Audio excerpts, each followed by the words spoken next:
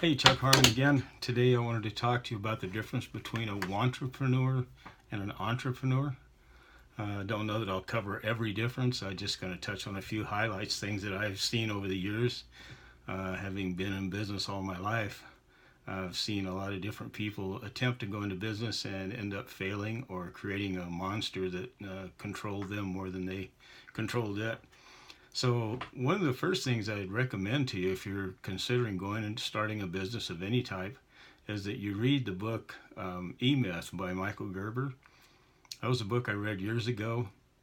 I probably don't remember as much as I should, but I do remember a lot because it described a lot of what I was doing at the time. I had a business that I'd created that I just spent long hours, and that's the way I succeeded, was by spending enough hours to overcome all the shortcomings that I had as far as running a business.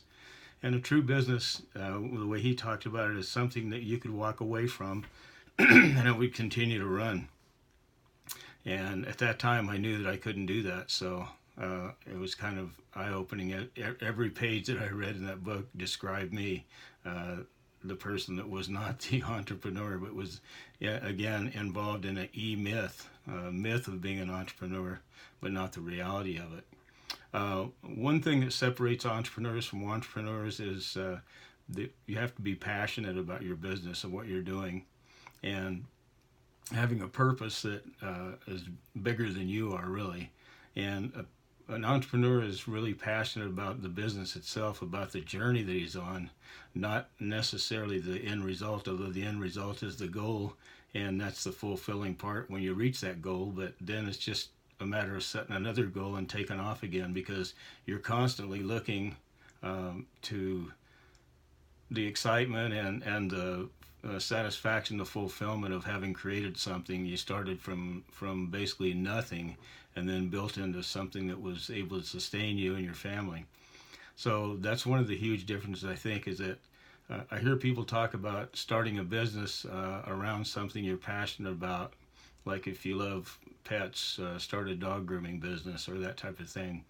And that is true to a certain extent, but I think to a bigger extent, an entrepreneur is more excited about the potential of the business and building it than about actually what the exact service or product he's providing is. Myself, I hate to admit it, but it's always been chasing something that I felt had the most potential to produce money, and then that money can be used to do good for yourself and for others, for your family, for different ministries or charities, whatever your particular interest is.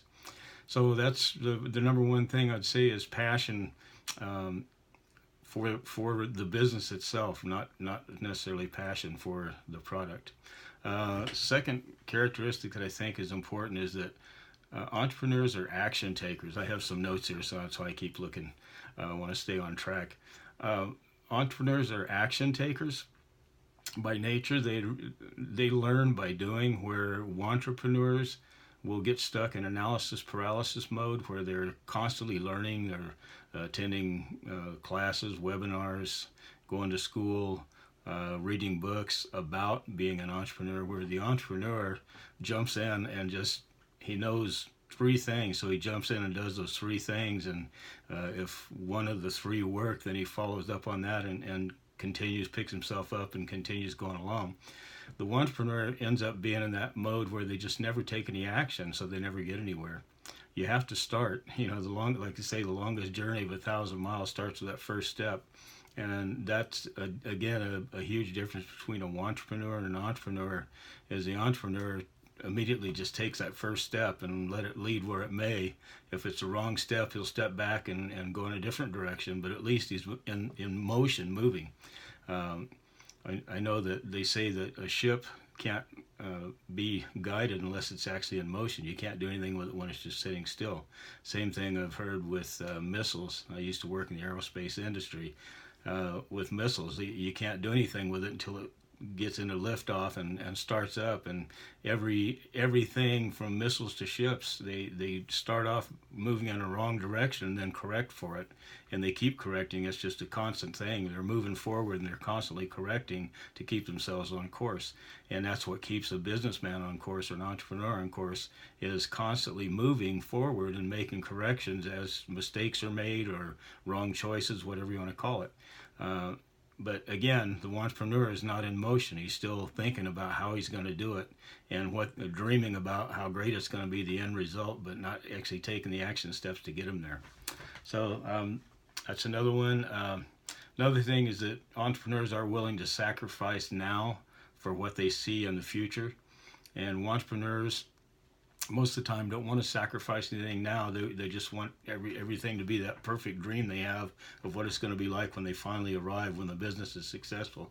And so that keeps them really from having the commitment to stick with it, where the entrepreneur is in for the long haul. He sees the hard work that's between him and the goal he has, but yet he's willing to do that and stick with it and make daily sacrifices to get there. I think of like Edison, the story of Edison, how many thousand light bulbs did he try to make? I think it was 2,000. Anyway, a huge number. And all he said when he failed was, well, I know now another thing that doesn't work. And he just kept moving forward. And like they say, what would have happened if he would have quit on the 1999th try and just said, it's not going to work?